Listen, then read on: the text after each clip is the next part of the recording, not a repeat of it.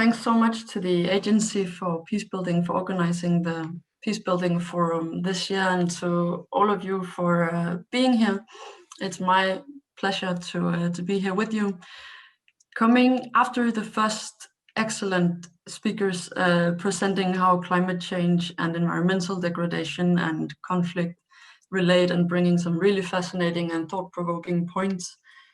What I will talk about today is from a conflict resolution perspective. And Ollie Brown spoke about the early days of environmental peace building. I think you can say that environmental peace making is a third or fourth wave of the focus on climate change in conflict, or environmental degradation in conflict. So over the past 1.5 years or so, the European Institute of Peace, which is a peace practice organization, has been developing an environmental peacemaking approach, as we have termed it. And it's that process that I want to walk you through a bit today. So I will speak partly from a paper that you mentioned, Julia, thank you, that we published in October 2020, titled "Making Peace with the Climate Conflict Resolution in a Climate Changing World," which is available online, but also partly from our process since then. So I'll make 4 points and hope that will contribute to the discussion afterwards as well.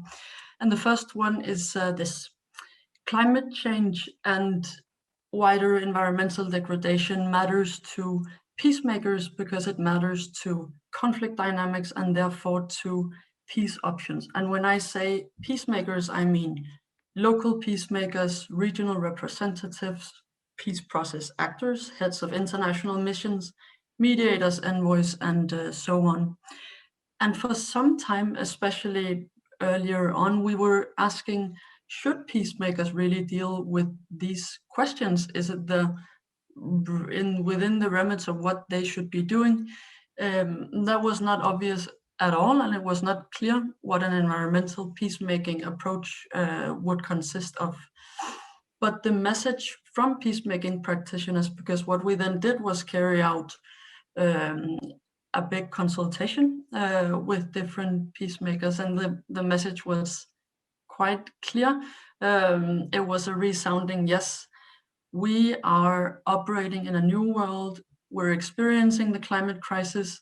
We're experiencing environmental degradation where we work, and we're already dealing with it. We're dealing with it to the best of our capacity at the moment. We're developing real-time approaches to it, but we need more support. We need more tools, and some even went as far as to say peacemakers will miss opportunities to make peace if they don't pay attention to how the climate crisis affect people and processes in the places where they work.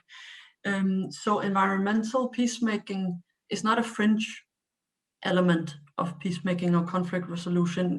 It is at the very core of protecting people and making peace. So the question then becomes, what should peacemakers do?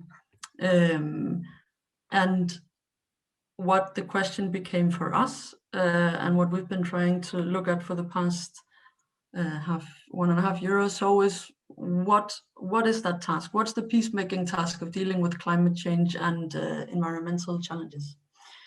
So secondly, and to follow on from that, what I want to point out is that environmental peacemaking is distinct or a part of environmental peace building.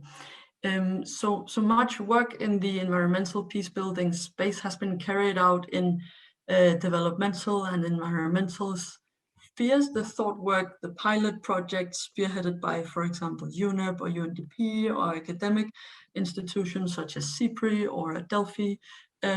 So standing on the shoulders of giants, and we say this often, but it is really true, all the thought work and innovation that's got into this before conflict resolution actors came to the table, is that what we could offer was different. That was quite clear already at the beginning, and we knew we were defining a new a new approach. And questions we were asking were questions such as how do you have people who are trying to prevent or solving conflict, people placed in key places, how do you have them talk about environmental challenges? Is there a time, for example, to talk about water issues and land issues when your job is to try to stop imminent violence? What actors, if so, would we need to get together at different levels to do that? So environmental peace building being the wider activities addressing the environment in conflict and much more. Environmental peacemaking is the political, the conflict resolution elements. It's the political dialogue. It's the peace negotiations. It's mediation between conflict parties. And coming over to that, to the activities, that leads me to my third point, which is about the objective of environmental peacemaking, which is dual. There's an environmental objectives and there are peacemaking objectives, and they're highly intertwined.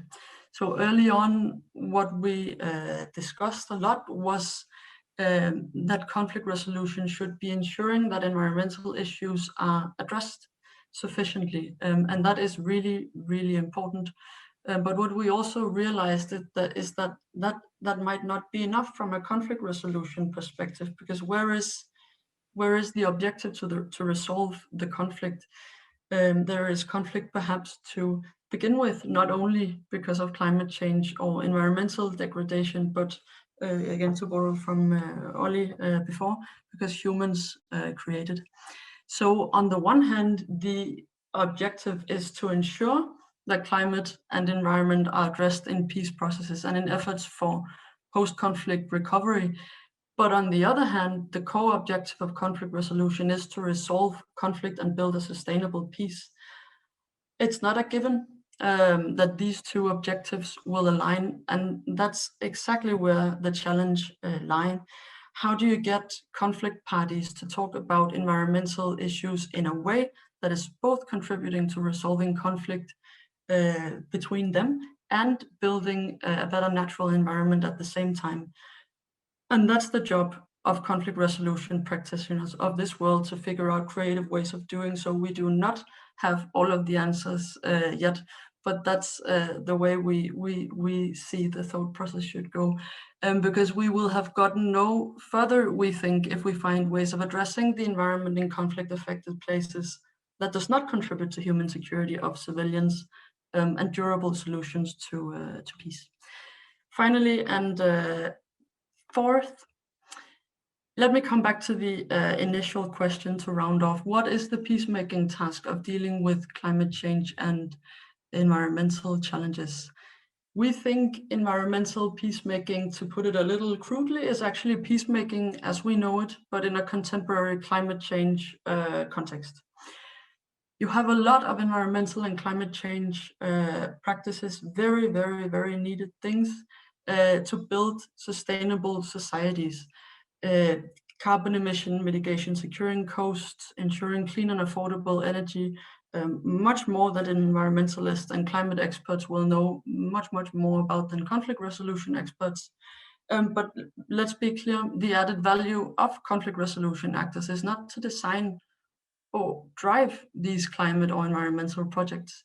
Instead, we think the added value is to ensure that solutions like this and the experts who know about them, then they figure in political decision making at all levels, in political deals, in cooperation between the local, the regional, the national, and the international, and to support governance measures to be able to make peace with the climate. So that means that in practice, environmental peacemaking activities cover quite familiar territory for a Track 2 organization. It's about convening dialogue, supporting diplomacy in different tracks, pushing new agendas and practices with policy makers and practitioners.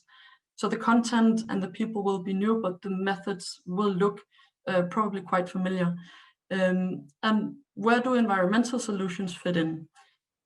In many, as far as environmental and climate practices are part of solutions, to conflict, providing options for foundations for peace. It is a core task of a conflict resolution actor to address them in their work, and especially peacemakers are really, really well placed to contribute to this reframing of the win-lose dynamics of climate and environmental issues. So the central task is to frame the problems as opportunities for peace, for cooperation, for win-win situations.